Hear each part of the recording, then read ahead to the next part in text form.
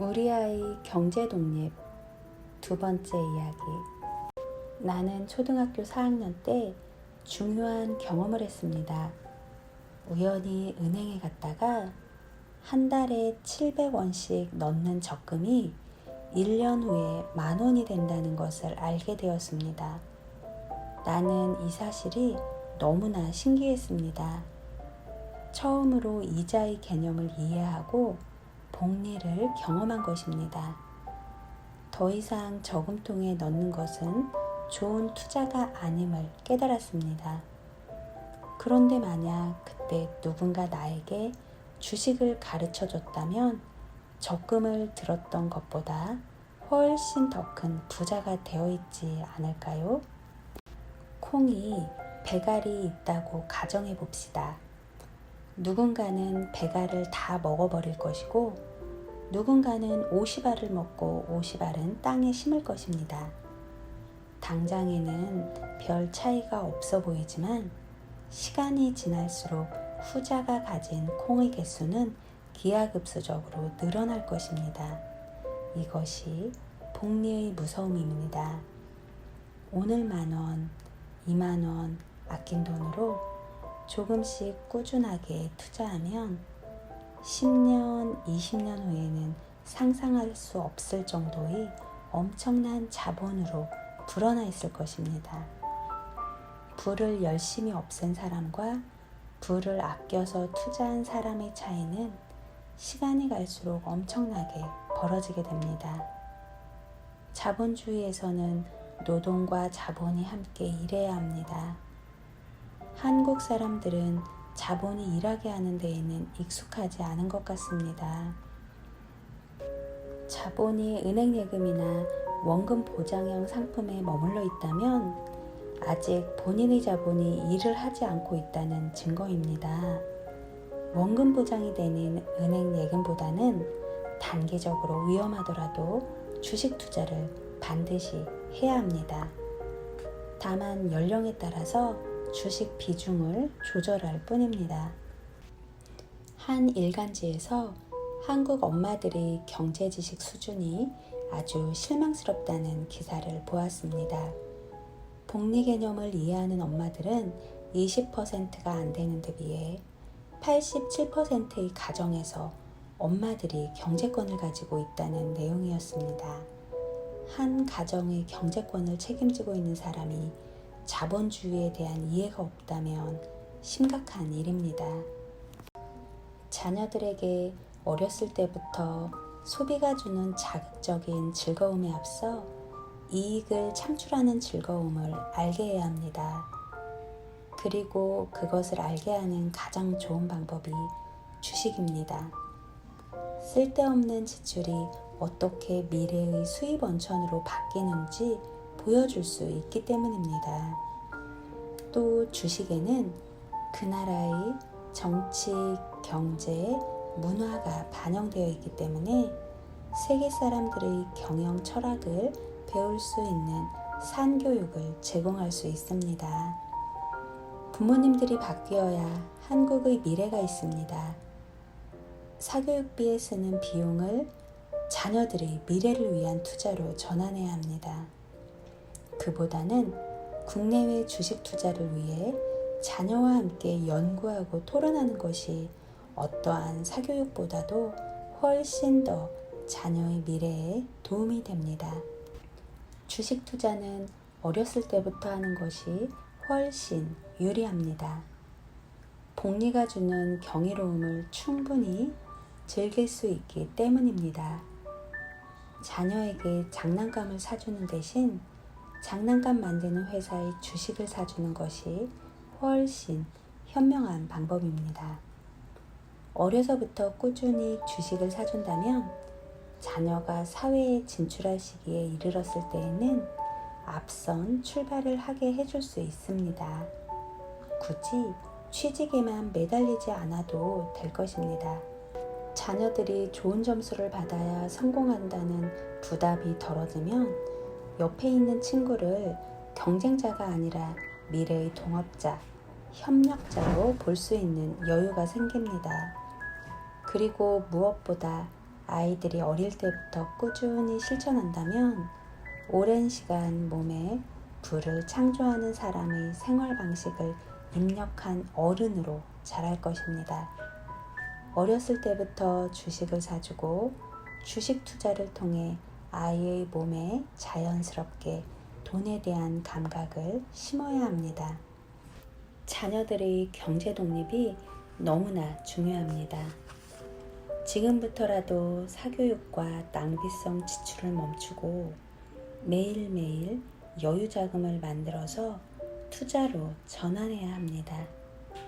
자기 자신을 위해서 일하며 경제적 독립성을 갖추어 나가야 합니다.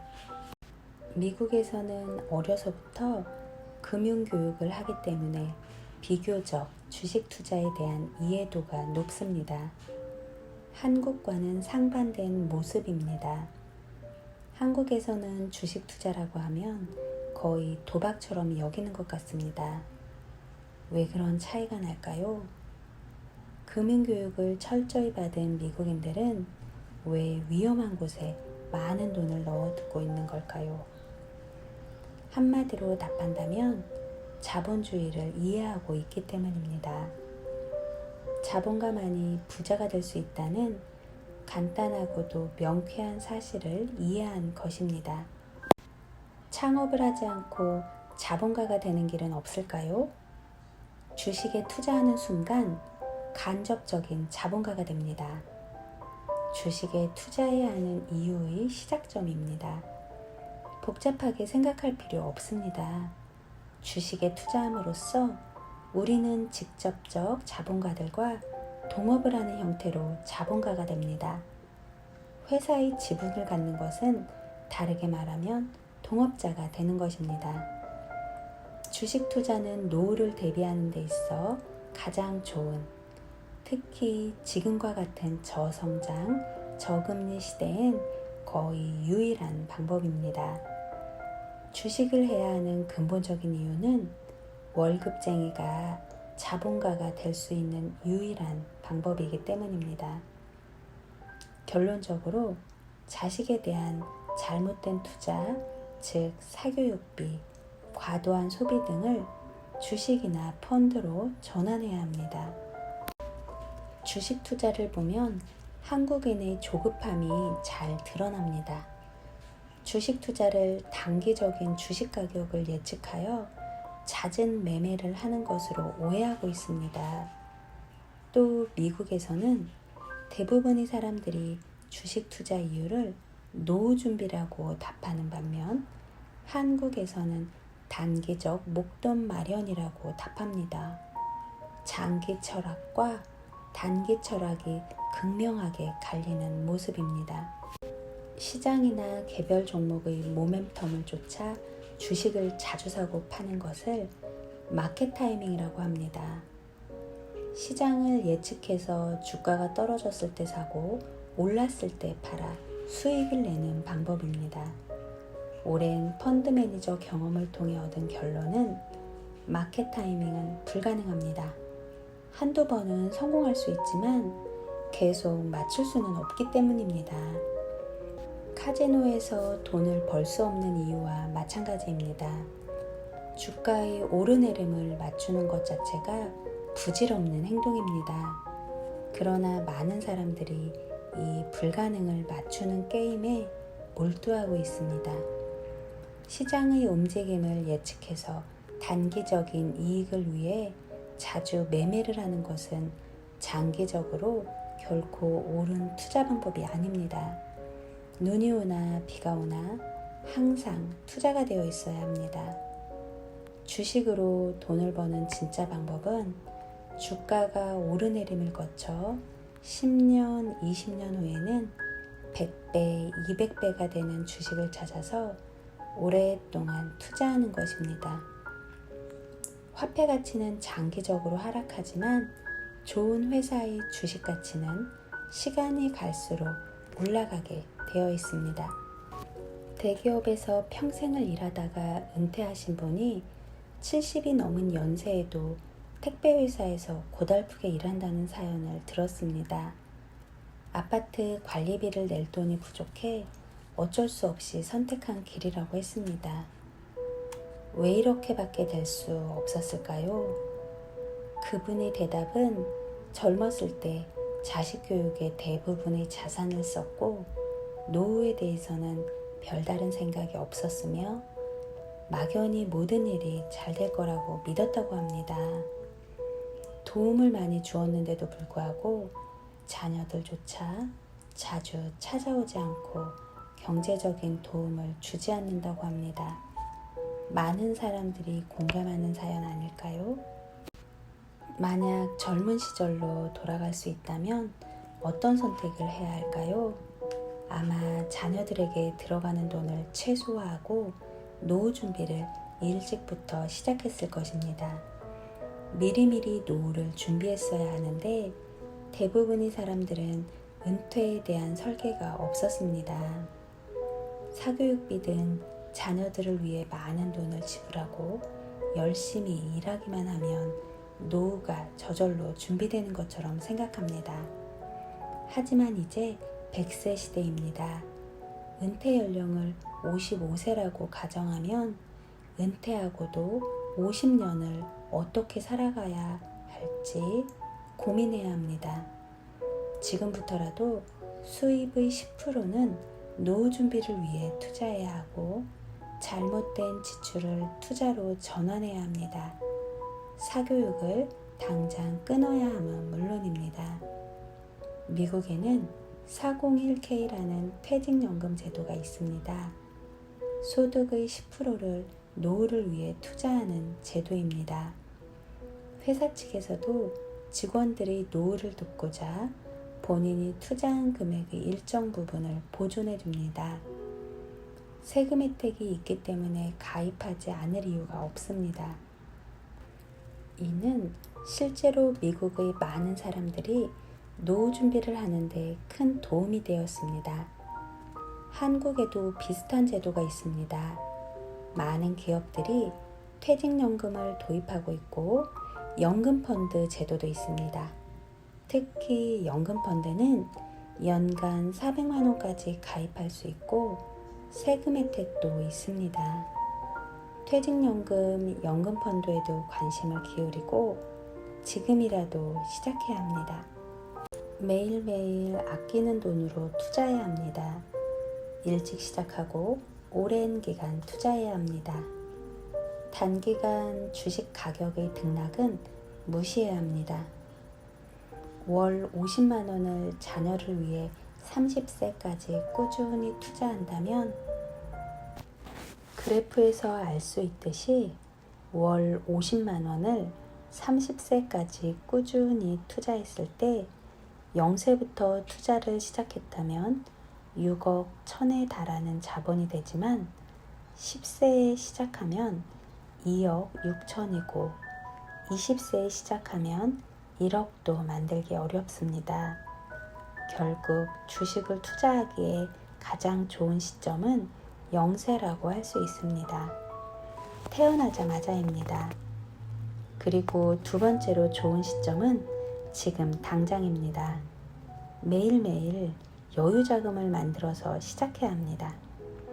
마라톤은 꾸준한 페이스로 뛰는 것이 중요합니다. 초반에 너무 빨리 뛰면 쉽게 지치고 쉬다가 나중에 한꺼번에 하려고 하면 남들을 따라잡을 수가 없습니다. 일정한 속도로 꾸준하게 뛰어야 완주할 수 있습니다. 복리의 원칙도 마찬가지입니다. 길게 그리고 멀리 보는 안목을 가지고 젊었을 때부터 일정 부분 꾸준하게 투자하는 습관을 들여야 합니다. 주식 투자는 아무나 할 수 있지만 주식 투자로 돈을 벌고 행복해지는 것은 아무나 할 수 없습니다. 동업을 한다는 마음을 가지고 여유 자금으로 꾸준히 장기 투자한 사람들만 성공할 수 있습니다. 장기적인 투자 철학을 갖고 있다면 투자 기업을 판단할 때 제일 중요시 여기는 것이 경영진의 자질, 즉 경영진의 도덕성, 능력, 경영의 투명성, 주주를 생각하는 지배구조 등입니다. 주식은 오를 것 같아서 사는 것이 아니라 소유하고 싶어서 사야 합니다. 또 대부분의 사람들은 주식을 살 자금이 없다고 합니다. 그러나 사실은 여유 자금이 없는 것이 아닙니다. 외제차와 명품백을 사고 비싼 커피를 사 먹으면서 돈이 없다고 하는 것은 그만큼 노후 대비에 대한 인식이 희박하다는 증거입니다. 여유 자금은 반드시 목돈일 필요가 없습니다. 내가 오늘 아낀 돈입니다. 현재의 소비를 최대한 줄여 미래를 만드는 자금인 것입니다. 여유 자금은 많이 만들수록 좋고 하루하루 아낀 여유 자금으로 꾸준히 조금씩 투자해야 합니다. 주식은 영어로 이쿼티라고 합니다. 지분이라는 뜻입니다. 동업자의 마음으로 꾸준히 투자한다면 성장의 열매를 나눠 가질 수 있습니다. 다만 가장 중요한 것은 시장의 변동과 관계없이 꾸준하게 노후 자금으로 비축하는 습관을 가져야 합니다. 길어진 수명을 재앙이 아니라 축복으로 만들려면 나에게 수입이 있을 때 차근차근 준비해 두어야 합니다.